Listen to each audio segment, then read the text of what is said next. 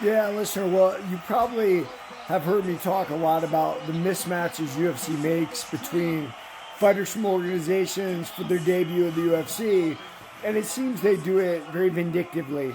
I'm glad Jeremy Stevens is coming back, but I don't think Francis Ngannou will ever come back either.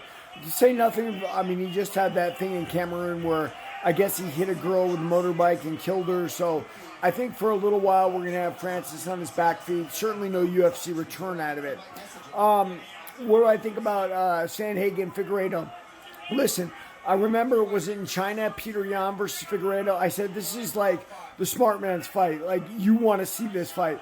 Additionally, you want to see DeRitter Bo Nickel. Like, they're throwing an expert, I guess, judo guy in with an expert wrestler, right? So the result could be a lot of fun. You know, DeRitter's a two-weight champion in ONE FC, and you know Bo Nickel is they're trying to make him a star badly for his wrestling chops. We're gonna see real quick what Bo Nickel can do, and don't discount him like we all discounted Paddy Pimblett. We saw what Paddy did to Michael Chandler, so that'll be cool.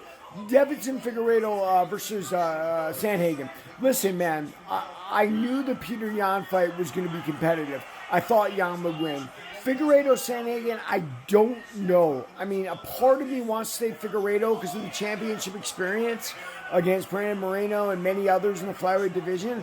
But at the same time, he's not in that division anymore, right? Like Sandhagen's a bigger guy, and you know Peter Yan sort of dominated that fight in a lot of ways. But it was definitely the smart man's money to get up and watch that fight early when they had it from China. And this is the smart man's money too. They're very intelligent, right? Like, don't put a pay-per-view UFC on the day Canelo's fighting pay-per-view because you're splitting fan base and you're cannibalizing yourself and it doesn't work.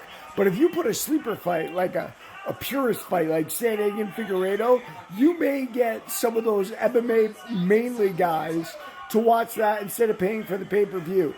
So yeah, man, and that's probably what I do, except I pirate things now like everybody else, man. I mean, there's no way economically we can keep up with pay-per-view, and it's one of the reasons we've lost out to piracy to begin with. You know, it's unrealistic expectations of the executives. And my understanding is it's ESPN, not UFC, who's raised the prices that much. And they're now going to move UFC to Netflix, possibly, to join the WWE, which, you know, they're a public company owned by TKO with.